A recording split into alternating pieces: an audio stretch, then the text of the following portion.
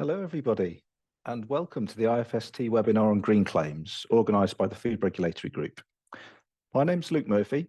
I work for a company called Leatherhead Food Research. We're a global membership-based consultancy, and we support businesses all over the world with regulatory compliance and strategy. I've also worked with the IFST for about 10 years as part of the regulatory group, and it's the IFST I'm representing today. This webinar aims to make you aware of the regulations and guidance about making so-called green claims, which are claims about the environmental impact of a product or a company. Before I introduce the speakers, I've got a few housekeeping points on the next slides. The webinar is being recorded and will be uploaded to the IFST website at the end of the session. Please ask questions throughout using the Q&A button, which should be at the bottom of your screens. You can also upvote others' questions using the like button next to their question. The session where we'll get through as many of your questions as we can with the time we've got. And so on to the speakers. We've got two great speakers for you today. Our first speaker is Flick McLean. Flick has been working in the sustainability, social innovation and comms area for about 15 years, and she's currently Associate Director of Sustainability Engagement at the WPP, where she works with some of the biggest global brands. Our second speaker is Stuart Helmer. Stuart is a qualified lawyer and head of the UK Advertising and Marketing Practice at CMS. He's got almost 20 years of experience in the food and beverage sector. If you'd like to learn a bit more about our speakers, their full biographies are on the IFST website, or of course their LinkedIn profiles as well. So with that, I'll hand you over to Flick and we'll start the webinar. So thank you so much, Luke, and thank you for inviting me to speak today. So just for those that are not aware, WPP is the world's largest advertising holding company, and we have a focus on communications, experience, commerce, and technology. And I lead sustainability engagement at WPP. So I've spent the last 15 years working at the intersection of sustainability and strategy and comms. I co-authored our WPP Green Claims Guide and our training that I'm delivering for our people and for clients. And today I'm going to be guiding us through the topic of greenwashing and green claims from a broader comms perspective. So I'm going to whiz us through looking at why sustainability and talking about sustainability really matters to businesses more than ever. We'll look at what makes a green claim and what makes it greenwashing. We'll look at what good looks like, and I will close by sharing the WPP principles for making effective green claims. So why is this topic of green claims getting so much focus? Well, it's never been more important for brands and businesses to take a stand. All companies have a right to articulate the sustainability actions they're taking, and they have a responsibility to communicate these in a way that is fair and accurate and reflects their true impacts. But brands have never been under more scrutiny. In a report last month from RepRisk, they found that 1 in 4 climate-related ESG risks were related to greenwashing. And they also found that 70% of all greenwashing comes from the financial services industry. Also earlier this month, the ASA released a research report into the consumer understanding of 2 areas particularly. One around green disposal claims, recycled, recyclable, biodegradable, and we'll talk about a lot of that today. And the second one about environmental claims used in food and drink ads. And all of this is really shining a spotlight on what green claims look like, and when used wrongly in advertising, the negative outcomes that may follow. So let's dive in, and just to set the context a little bit, to zoom out, we're navigating a really complex landscape at the moment.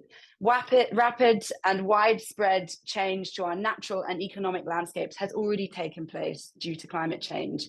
And there's a heightened call for faster, bolder, more collaborative action from businesses to drive down emissions, to transform market demand for low emissions goods and services, and of course, to inspire consumer behavior change. And at the same time, businesses and brands are tackling rising inflation, an energy crisis, surging commodity prices, geopolitical uncertainty. And this is leading to what we call a growth paradox for businesses. It's how to achieve growth on the one hand, while reducing negative environmental and social impacts on the other hand. So let's take a quick look at where this pressure is coming from. And the pressure really is being felt from all angles, but there's a huge payoff in getting it right. So investors are recognizing the impact of some of these issues, and in particular climate change, and the impact that they will have on the fundamentals of business and what to expect companies to do in their portfolios to respond to that. It's also a big topic of interest for employees. Millennial and Gen Z talent are scrutinizing corporate action on purpose and sustainability in their job seeking process. 73% of all employees expect their companies to give them opportunity to shape the future of society. However, 45% of employees would consider quitting their jobs if those corporate values didn't align with their own. And consumers are rewarding brands that reflect their own values, if done credibly, and we'll be talking about that today. 63% of consumers expect brands to take a stand, and brands perceived as having a high positive impact on society grew 2.5 times faster than others. And this is a citing from 2021. And it's interesting to note in this study that I mentioned on the ASA, reflecting attitudes around green disposal claims, responsibility for tackling climate change was seen as one shared by all. And leadership was expected from government and international bodies, and the role of operations in those seemed to be the most guilty of high emissions, was seen as the most vital driver. But we as consumers are also feeling the pressures from this rising inflation and energy prices. And we as consumers are facing what we're calling a choice paradox. So choosing between cost and conscience as we all try to make less money go further. And this is opening up the gap between intention and action. 97% of people say they want to live a more sustainable life, but only 13% are actively changing their behaviors to do so. And that was in a 2022 study from Kantar. But it's not just those externalities which are causing this gap between intention and action. To shift behaviors, we also need to consider the detractors like price point, convenience, accessibility, and working to shift some ingrained habits. But there's a disconnect between, on the one hand, solving genuine consumer needs through innovation, and also the way brands are showing up and communicating on those. And the current narrative is not necessarily working. The current narrative is fairly technical and abstract and not very personal. And brands are usually communicating on sustainability in this way that is scientific or progress related or reporting related, whereas at the same time, consumers would rather connect on sustainability topics from a very personal perspective.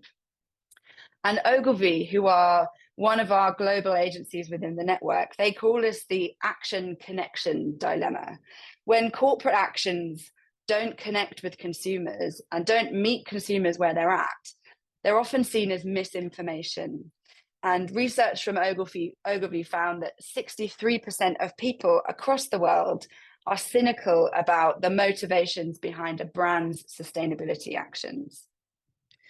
But getting it right has a huge financial implication. There's a huge opportunity. The brands that make it easy and meaningful and rewarding for consumers to do the right thing will also boost their business. Closing this value action gap can unlock an opportunity worth almost $1 trillion in FMCG alone.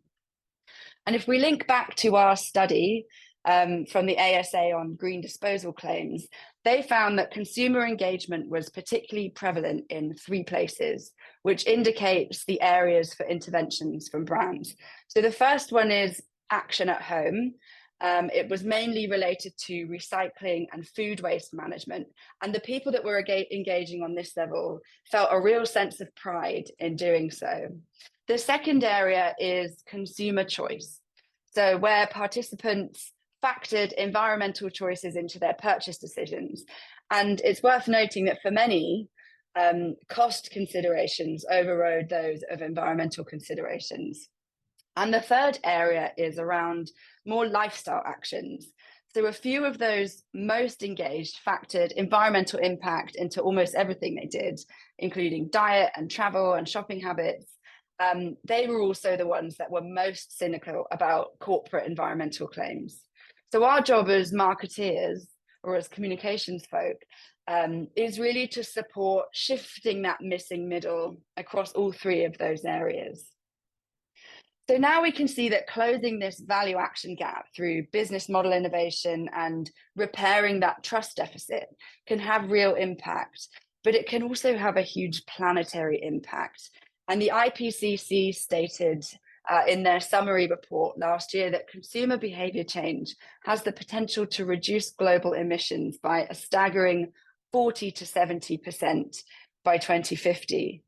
And communications will really be mission critical.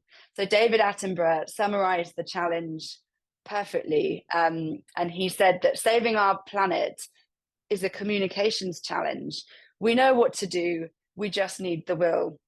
So when we're serving our clients, we need to find and deliver solutions to the problems that matter most to consumers through authentic, credible action that meets consumers where they're at and also addresses a brand's most material impacts. So we've seen the sort of bigger picture, and now I'm going to focus on what green claims are. What do we mean by this phrase? So let's look at some definitions and what is the difference between green claims and greenwashing? So green claims are claims that accurately demonstrate how a product, service, brand, or business provides a benefit or is less harmful to the environment. This can include statements about environmental sustainability, recycling, energy, water efficiency, or even impact on biodiversity in the natural environment. Greenwash, on the other hand, is where misleading environmental claims can occur, where a business makes claims about products, services, brands, or the operations as a whole, or omits or hides information to give the impression that they are less harmful or more beneficial to the environment than they really are. And just to say that brands don't set out to intentionally mislead. And we at WPP have developed some helpful tools and guidance to support our people and our clients to navigate this. And I'll share a window into that in a little bit.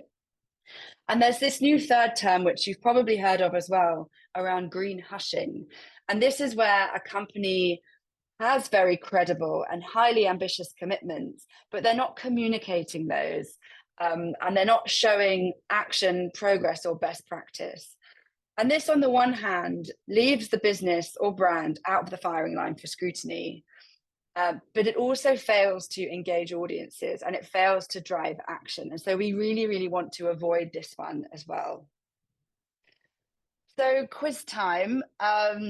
With everything that you've just heard, I would like you to think amongst yourselves, which of these terms do you think could be greenwashing terms? So we've got biodegradable, net zero, free from, compostable, environmentally friendly, carbon neutral, natural, and recyclable.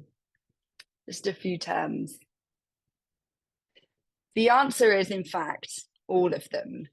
So common greenwashing techniques can include overstating the importance or impact of an environmental initiative, misusing buzzwords or jargon, or using vague language.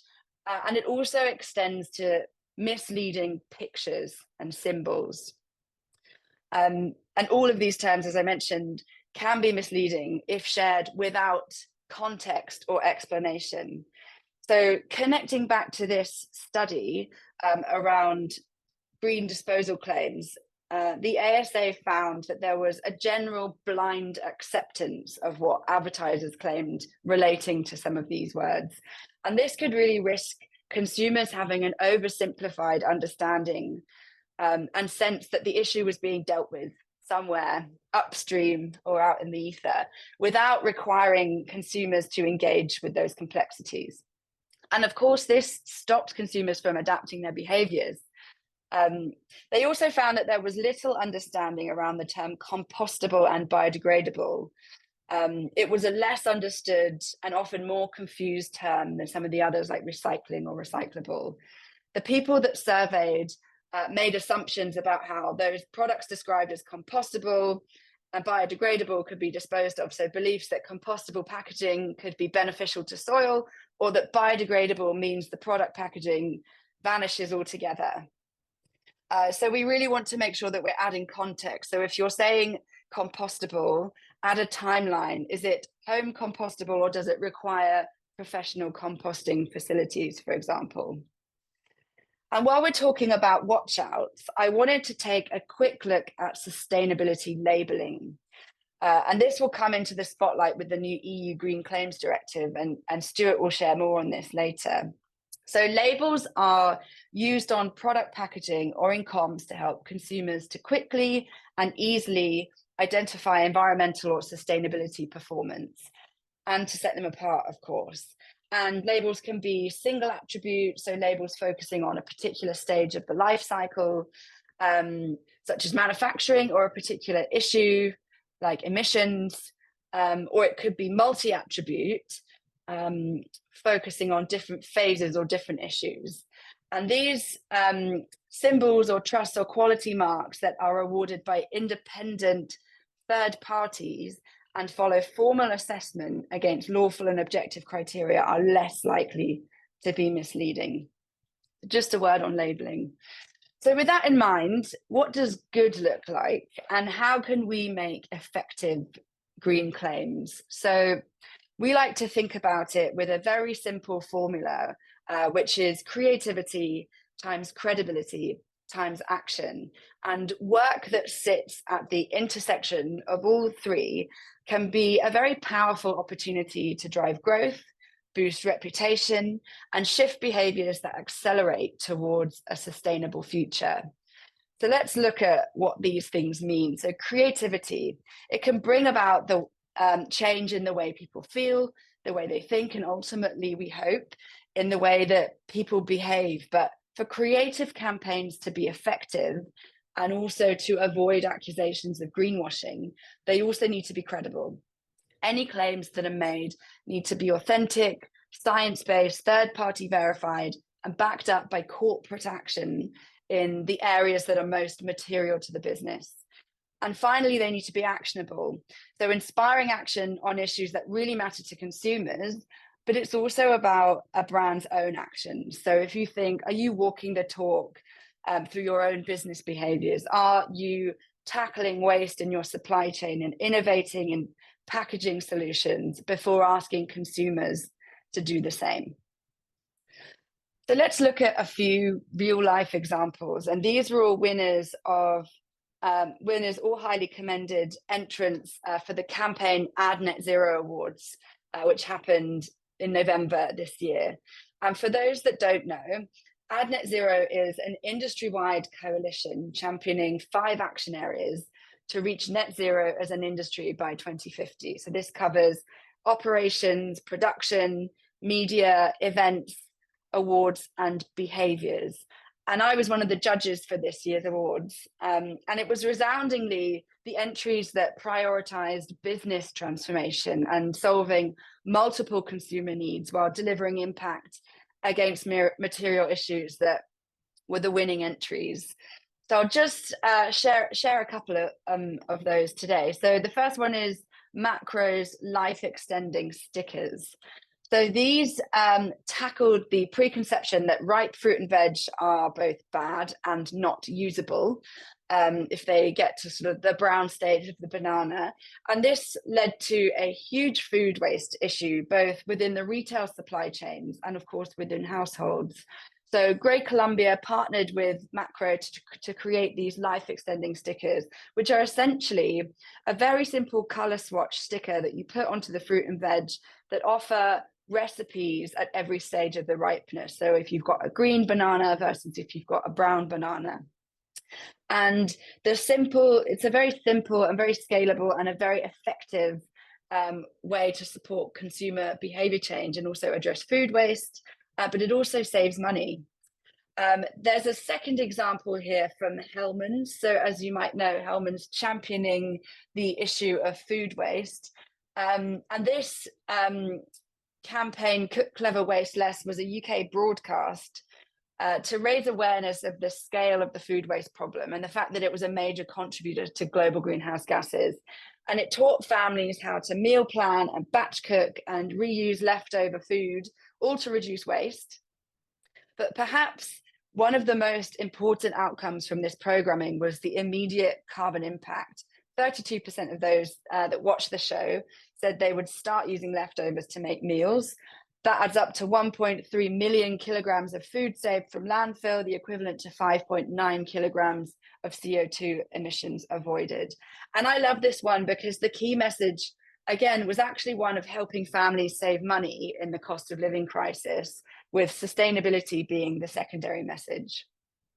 And then finally, outside of the sort of food sector is an example here from Ford with their brilliant campaign, Park the Car. And essentially this was encouraging consumers to not drive for those smaller journeys, which seems really counterintuitive, but it was really leading to challenge consumers on their behaviors. And again, the positioning was around well-being and health and connection with family. So all of these three campaigns had a very solid behavioral change and action component. But what's really interesting is that sustainability, to really get to that missing middle, wasn't necessarily the primary message. It was leaning into consumer needs. It was contributing and laddering up to credible corporate commitments in material issue areas. And it provided a platform for leadership on the topic. So this is a really fast moving landscape. And as I mentioned earlier, to support our people and our clients to stay on top of it, we've developed 12 principles for making credible and effective green claims. And these principles draw on the regulatory landscape from Australia, France, the UK, and the USA. And they cover everything here, as you can see, from considering the full life cycle of a product to being very specific and truthful and accurate when it comes to disposal claims, for example, to being socially responsible. So what are the behaviors that we are encouraging through this piece of communication?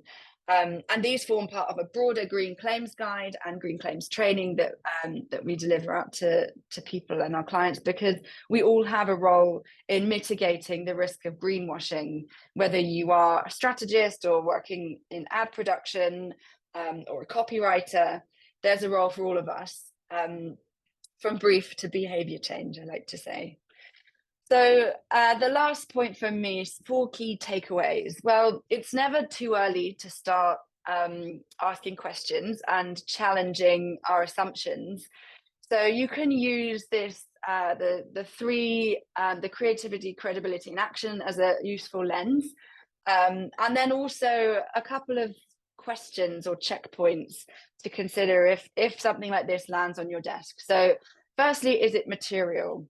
Does the claim address the biggest material impact of that product or of that business or brand? Is it consistent? Does the brief reflect broader corporate commitment? And are the claims backed up with evidence? Is it understandable? What do consumers need to know to make an informed choice about the product, service, brand, or business?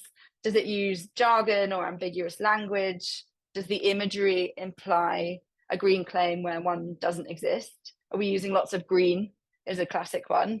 And are we walking the talk? So does your brand or business bring all of this to life internally before we're asking consumers to do the same? So with that, thank you so much. I will hand over to Stuart now, and I'll be back later for the Q&A.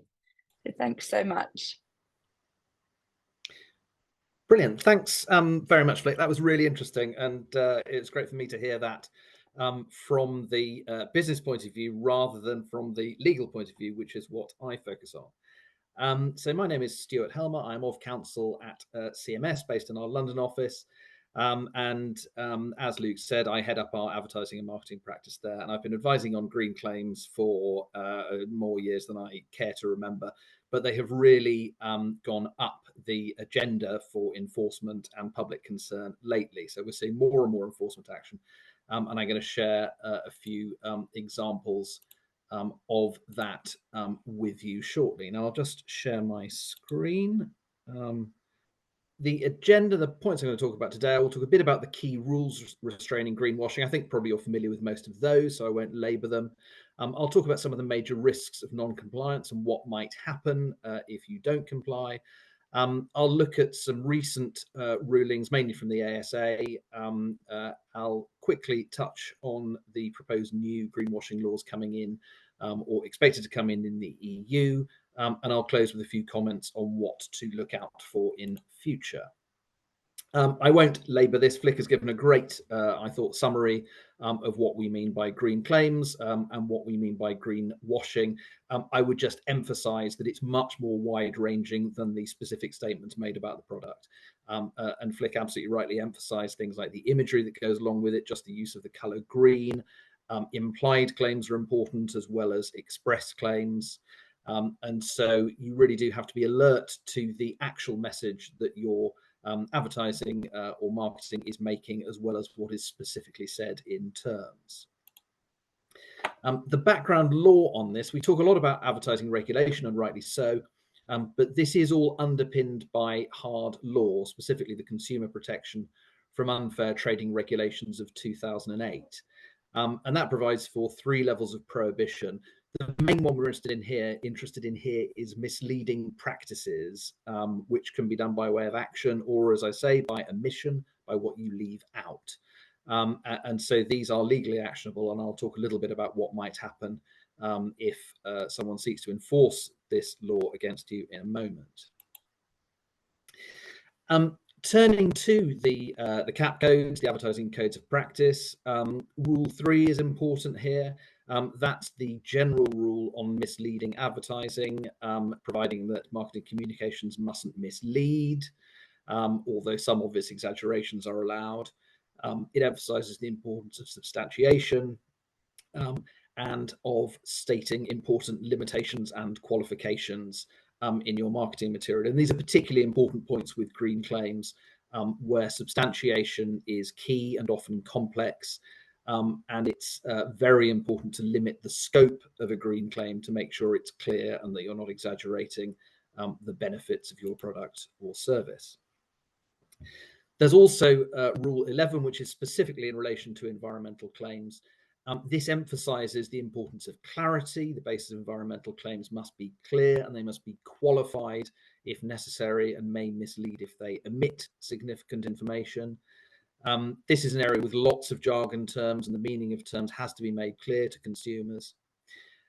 Claims have got to be supported by a high level of substantiation. All objective claims in any advertising have to be substantiated, but there's an emphasis here on a high level of substantiation in green claims. Although it does note that you can dial down claims by saying something like greener or friendlier, which may be easier to justify. A very important point is that claims have got to be based on the full life cycle of the product, unless stated otherwise. It can be acceptable to focus on a specific part of the product life cycle, but you then do have to be absolutely clear what you're talking about. Marketers mustn't suggest that claims are universally accepted if in practice they aren't.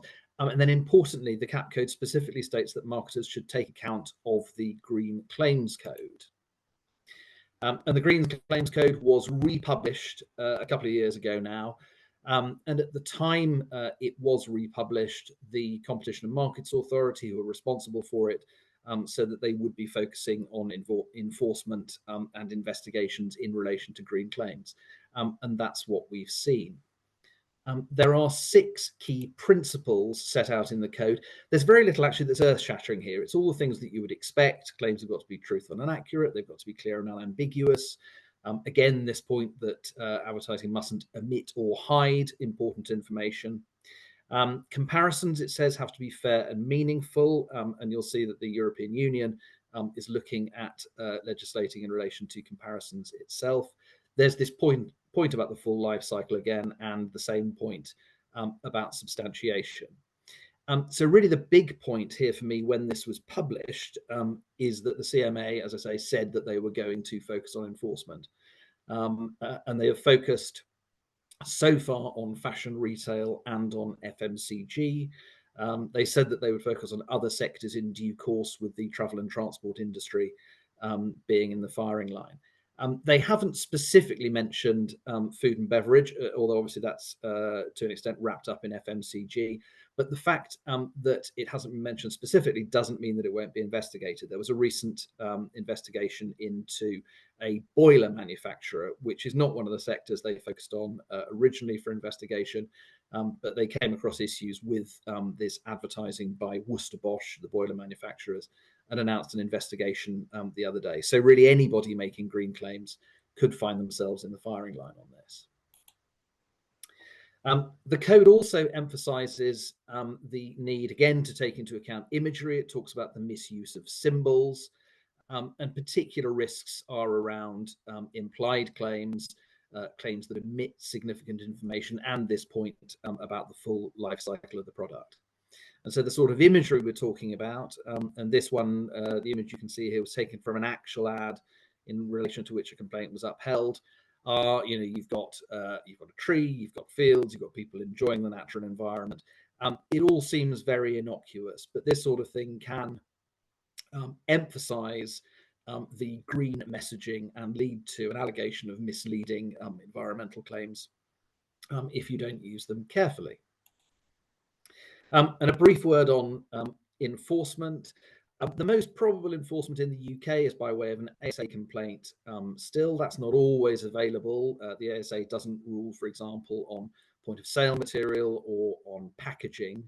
And in that case, the next step, or if someone doesn't comply with an ASA ruling, would be a referral to trading standards for legal enforcement.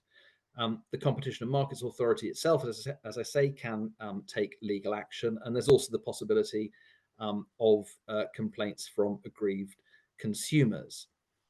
And the potential consequences there, an upheld ASA complaint can result in adverse publicity and the disruption of having to withdraw an ad.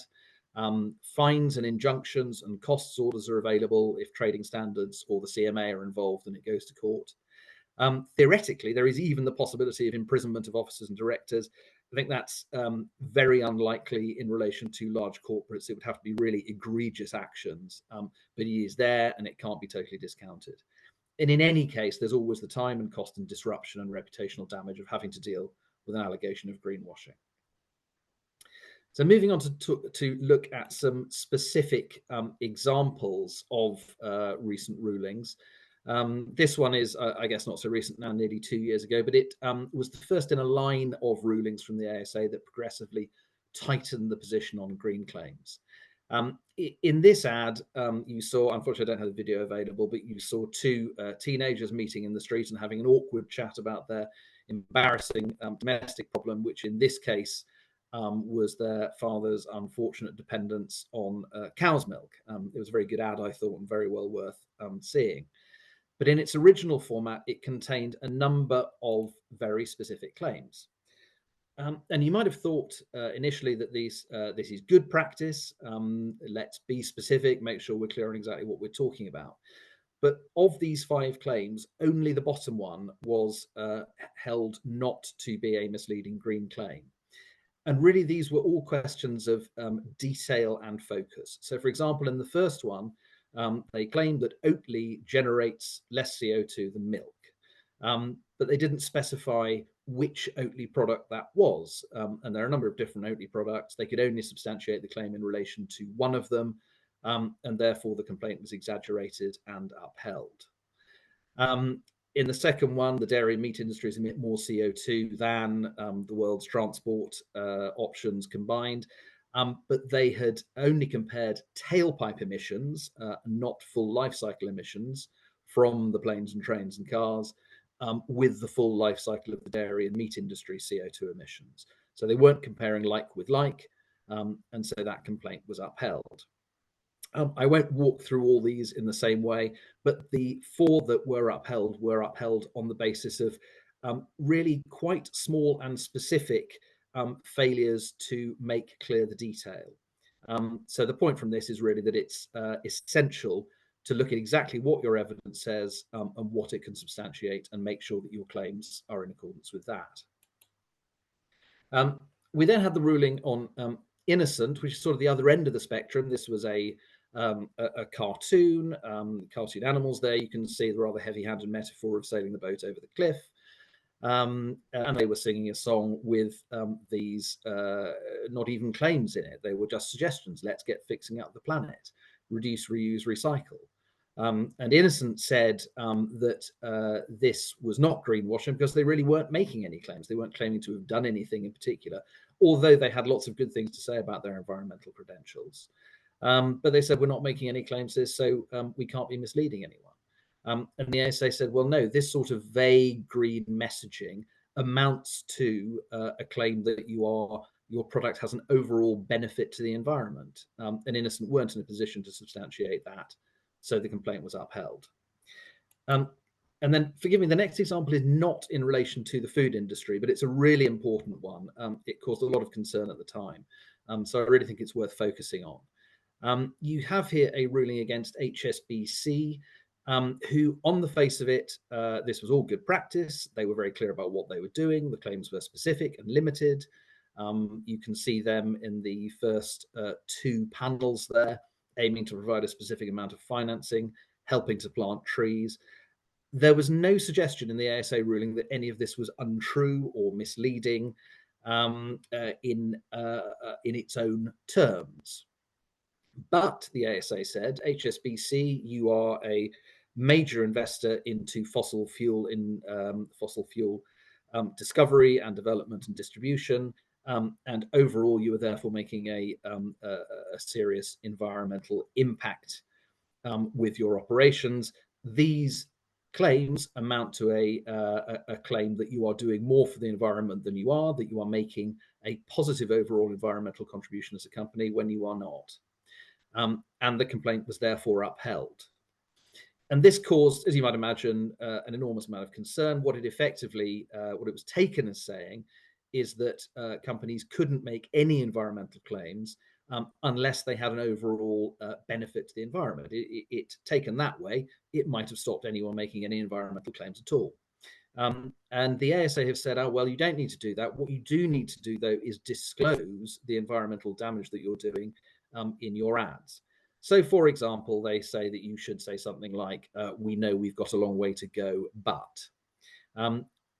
In any event, since then, there have been a number of these rulings. The ASA is absolutely sticking to its guns on this. And so any company that makes has a serious adverse impact on the environment has to be very careful with any green claim that they are disclosing the overall impact of their operations, as well as pointing out the benefits of their green initiatives. Moving back to food, there are a couple of interesting rulings last summer in relation to Tesco and Sainsbury's with contrasting results. Now, on the face of it, these were quite similar claims. Tesco said they were lowering the price on Plant Chef products because a little swap is better for the planet. While Sainsbury pointed out that by mixing half chickpeas with half chicken in your curry, your dish will be better for the planet, and suggesting that people relied on vegetable ingredients and that would reduce their environmental impact. On the face of it, quite similar claims. The complaint against Tesco was upheld. The complaint against Sainsbury wasn't. And the reason for that is that in the Tesco complaint, Tesco mentioned their Plant Chef range specifically by name, while Sainsbury's just talked generically about ingredients. And the ASA said, well, Tesco, you talked about Plant Chef, you therefore need to provide evidence that switching to your Plant Chef products has an overall environmental benefit. And again, Tesco were not expected to have to substantiate that and were unable to do so, so the complaint was upheld. In contrast, the ASA was happy to accept that the general point that switching meat out for vegetarian ingredients would have an overall environmental benefit that didn't need to be specifically substantiated. And so the complaint was not upheld. Moving on just briefly to talk about the CMA investigation. These investigations are still going on, but this headline I thought was interesting. It talks about the alienation of the customer base that was liable to follow. And this is really one of the key points about greenwashing complaints, not so much the specific remedies that are made available, but the reputational damage that can follow. Just looking very briefly at some international disputes, we've got a couple of disputes in the US here in relation to this claim reef safe in relation to sunscreens. And a sort of classic example of greenwashing, really. These products do appear to have been less harmful to the environment and specifically to marine life than some alternative products. But the claim 100% reef safe is obviously extremely strong and was found to be misleading because these products still contained some ingredients that were harmful to marine life. It's not enough to be better. Claiming something like 100% safe, you've really got to show a very high standard, no environmental damage at all. And there's this complaint in relation to sustainably sourced tilapia, which was farmed in China. And I think it's hard to find information on this. The impression I get is that the claim was substantiated due to being sustainable in the sense that the fish can be bred and raised without fishing for wild fish. But fish farming can cause significant environmental damage. The complaint was that the Chinese fish farms did not have the highest environmental standards. This claim settled in the end, but is another example about how you've got to look at your operations in the round, not just at the one aspect of farming being preferable to catching wild fish, but also how the fish is farmed and what damage that might do in order to base a successful claim. Another example from Canada, there were misleading claims on the recyclability of single-use coffee pods, which were portrayed as having greater environmental benefits than they actually had. They couldn't just be recycled easily. They had to go through specific schemes, and then only part of the pods could be recycled. I think the eye-catching point on this is that the fines and costs combined were very nearly $3 billion US. And so in some jurisdictions, there are very significant impacts. I realize I'm running slightly over time, so I'll just touch briefly on the proposals to amend the Unfair Commercial Practices Directive and also the Green Claims Directive. And I'll pick out some of the key points. In the amendment to the Unfair Commercial Practices Directive, you've got new rules on substantiating and verifying future-facing claims. They're a particular area of sensitivity. Anyone can claim that they are aiming to work towards a particular result, and the directive is going to regulate these claims. There are going to be new banned practices in the European equivalent of what is our Unfair Commercial Practices Directive, relating specifically to environmental claims. They're going to be environmental general claims like sustainable or green or eco-friendly will be banned unless they can be substantiated with a high level of proof. And there will be a total ban on claims to reduced or neutral CO2 emissions if those are based on offsetting. Those reductions have to be by where the business's actual operations. There'll be a certification scheme or new rules for public authorities for the use of sustainability labels, a ban on presenting legal requirements or common characteristics of products as a specific beneficial environmental feature.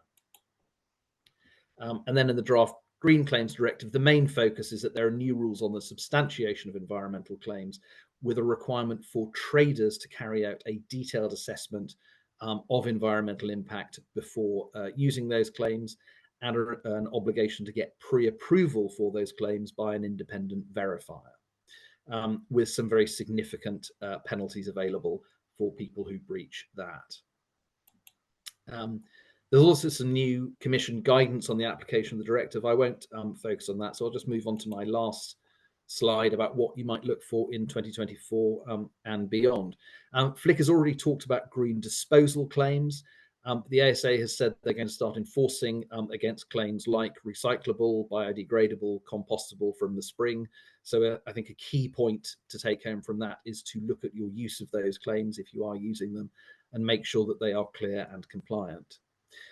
We have the Digital Markets Competition and Consumer Bill still before Parliament, with the potential for fines of up to 10% of worldwide turnover for misleading consumers, and that will include misleading them in relation to environmental matters. Also with the possibility of direct enforcement by the Competition and Market authorities. And a recent amendment to the bill has raised the possibility of opt-out class actions, which will make the possibility of mass class actions for consumers seeking damages much more realistic and much more likely. So a big move towards a US class action system possible there. That's if this goes through. It may not. Other things to look out for, I think, include more sector-specific rules. Flick mentioned financial services as being a particular issue. It's noticeable that in FS, there are a lot of sector-specific rules. We're going to see more consumer and NGO activism. I think concern about green hushing is going to increase. And other social causes are going to come into the firing line for analysis about whether they are misleading. We're already seeing terms like pinkwashing, which is where a company claims to focus more on the LGBTQ community and to do more for them than they actually do. I've seen humane washing being talked about. That's where animal products, the impression is given that they are created, the animals are raised in more humane conditions than they actually are. So I think we will see a lot more of this, and we will see it spreading into other areas of ESG. And I think we have 10 minutes for questions, and so I will stop there. Thanks very much. Thank you very much, Stuart and Flick. Two excellent presentations, lots of detail, and we already have a few questions. But if I may take Chair's prerogative and ask you the first couple, that'd be great. You've both mentioned green hushing.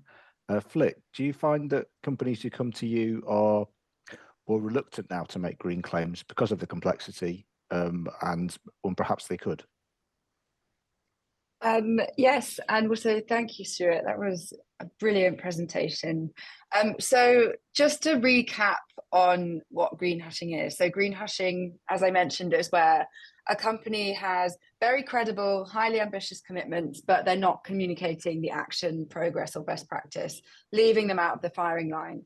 And there are lots of reasons why we should not do this. And the negative consequences, essentially, it leaves a void of good practice. And we really need those examples of what good looks like to set out the standard. So I shared a couple of examples from the Ad Net Zero Awards. There will be lots more out there. And we need companies that are credibly delivering to lean in and communicate on it. It stops consumers taking action on these issues that matter most. There's lost reputational damage or value for the business or brand. And crucially, green hushing leads to an abdication of responsibility and leadership, and the role that communications and advertising can play in education and awareness and behavior change. So yes, people are much more tentative when it comes to making sustainability claims. We've put steps in place within WPP, so green claims is now part of our legal compliance. We've obviously delivered this training and we have the guide. So we're supporting people to mitigate the risk so they feel more confident to make claims where they are materially valid. And just to say as well, the ASA are very clear that changes to the regulatory landscape should not have a chilling effect on businesses when it comes to talking about sustainability. And there's a big, very credible, very creative space to play in this vast space between greenwashing and green hushing. And it will require businesses and brands to wean themselves off the more generic terms like good for the planet and show up on these issues and take bolder actions and bring people along with them. So we like to frame it really as the ultimate creative challenge. And it's not just the big businesses with the big impact, but if you are an SME and you are already taking bold action as a business, you are in a very credible place to deliver your evidence first communication. So start with the thing that you're most proud of and the thing that you are delivering material impact, and build comms around it from there. Fantastic, thank you. And Stuart, we've got a raft of questions about the EU draft proposal on green claims, I'm afraid, including one of mine, but I'll try and combine them for you. So you talked about a pre-market approval process for green claims being part of that draft. I guess my question would be, do you think that's going to make it into the final version? Because it's obviously a massive change to now. And a question from one of our attendees is there any indication of the costs associated with these green claim approvals for companies? Has the Commission looked at that as part of the process? I mean, they're both really good questions. I think my view would be that it probably is going to make the final version of the legislation. It's quite a long way through the legislative process already. The Parliament, I think, has accepted the current draft, and that's really where I think the significant changes would be made if they were going to be made. No doubt there will be furious lobbying from industry to try and water down those rules, but I think probably it will find its way into the final version. In terms of the estimated cost, I'm afraid I'm not aware of any analysis on that. No doubt business will be doing its own analysis, and I suspect that there will be strongly conflicting views on what the cost might be. And to a point, legislators have already taken that into account because they've carved out, do they call them micro enterprises? So this is companies, I think, with a turnover of less than 2 million euros and less than 10 employees. They won't have to go through the pre-verification process at all. I think, I strongly suspect that it won't be possible to say what the cost of the third-party verification will be, because it's going to vary in every case. It's going to vary depending on the claims, on the nature of the business, on the portfolio of evidence. So it's going to be very hard to come up with a figure for that anyway. That's fair enough. And on the same subject, do you think that if that happens, the UK will follow suit? Will we have a pre-market approval process for UK eventually? And if not, do you think the EU would recognise our green claims and some sort of equivalency agreement eventually? I mean, again, that is a great question. Until recently, I would have said that no, this does not feel like a very UK thing to do, and that we would tend to take a lighter touch. On the other hand, we are proposing a Conservative government that is supposed to be all about cutting red tape is proposing to bring in fines of 10% of worldwide turnover for misleading consumers. So who knows where we are in the topsy-turvy world we live in. I'll be surprised if we see a similar verification scheme in the UK anytime soon, but I wouldn't rule it out. As I say, in terms of equivalence, that's a political matter, really. Again, under the current government, that seems very unlikely, given the attitude they have towards harmonisation with the EU. I suspect if we get a Labour government next year, they will be much keener on that kind of thing. But that's if it happens at all. And for the UK, I'm not sure it will. So I suspect that if you're selling in Europe, you may be stuck with whatever the European regime is. Okay, fantastic, thank you. And Flick, there's also a question here about kind of balancing positive and negative. And I think you've already touched on this, actually. If a company has a positive story about one aspect of sustainability, but perhaps has a high carbon footprint, or a negative story as well, how would they go about doing that and talking about that in best practice? Yeah, so one of the pieces of guideline and one of our principles is to avoid cherry picking information. And you can look at this through the example of a former ruling for Lipton iced tea bottles, and they had a claim on their bottle that said 100% recyclable, but in a very, very tiny asterisk it said doesn't include cap or label.